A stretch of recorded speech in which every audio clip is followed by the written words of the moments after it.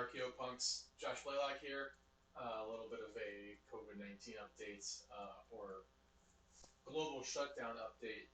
So we had ArkWorld #1 ready to go to press this week, and that's when all of these major city shutdowns have started to happen across the country, and there are when it comes to the comic book world, even though this is a Kickstarter specific project, we are sending this to comic book shops. They're all just sort of scrambling, figuring out what they're going to do right now, how they're going to survive through this period in time. They're waiting to see what the aid from the government's going to be, and in all the cities where people are being enforced or encouraged not to interact with people, they're trying to do curbside drop-offs and things like that. That works okay for restaurants to an extent because people have to eat 3 times a day. It's still hard on them. And with comic book shops where you go there like once a week at the most, for some people, like it's just these stores are empty right now, and they're all asking us to please don't ship out product yet. The distributor Diamond that distributes all these comic books around the country, continent actually, the whole English-speaking world that we go through, they're also highly encouraging us to delay things.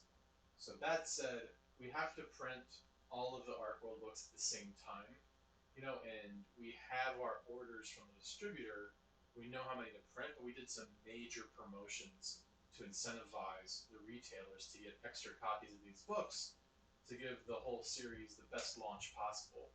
And now we're in a situation where they don't want any more books than they can handle. Um, So I'm like I just have to like we have to breathe and give it time to figure out what to do. So your books will be a little bit later than I wanted them to be, but that means there's no reason to hold off on distributing the digital copy of the book. So anyone that wants to read the story, we're gonna get that to you right away. It's pretty much ready to go. So I think I'll be probably releasing that. If not by the end of this weekend, it'll be early next week. I don't see any reason everyone's sitting around like stuck at home anyway. So we might as well get this out there. And isn't it ironic that this story, I don't want to give away too many spoilers and everything, but I think it's safe to say from what people have read about it, we're dealing with lost ancient civilization and a highly advanced, civilization that, at some point had to have gotten wiped out if it had once existed and there's no trace of it again.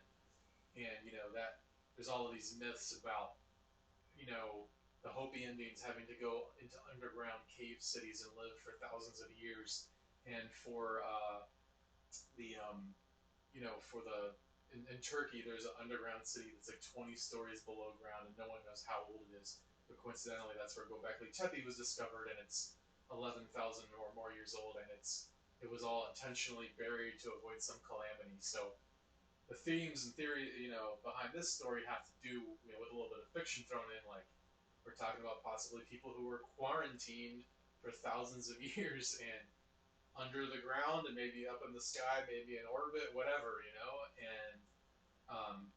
here we are. And it's ironic that the current situation is delaying the release of this book when maybe it's more relevant than ever. Um, but yeah, I'm gonna post this on the. I made this with Kickstarter backers, but I'm also gonna post this on the Archeopunk page on Facebook. Kickstarter backers, if you aren't following that, hop on there. I just share all kinds of fun, forbidden archaeology stuff on there that I get from other great sites like Earth Ancients and Uncharted X and Graham Hancock and all that stuff. So I'm just gonna throw this on there too, and we'll probably, you know, use this as an excuse to go ahead and start the talking points. At the end of ArkWorld 1, there's like little Easter eggs. Like at the end of every single one, I go through back to certain parts of the book, and it's just full of so many things that if you're reading it and you're not familiar with it, like, oh, that's just okay. That's some like big stones in the background, and I can point to those and say, you know what? These are actually real stones, and these are real artifacts. These are real theoretical ideas that people put together, and that this may have actually existed at one time, and no one can explain it. No one knows, where it came from or how it was created.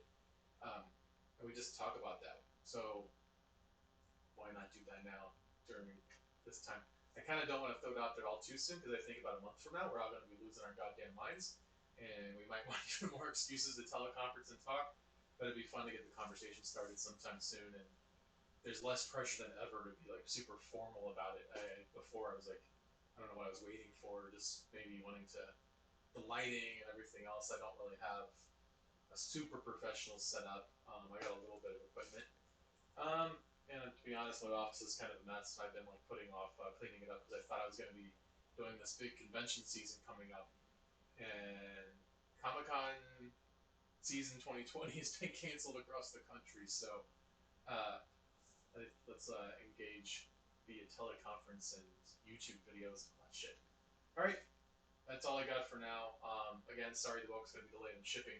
And just last thing, and sorry about all the notifications and things going off and everything right now.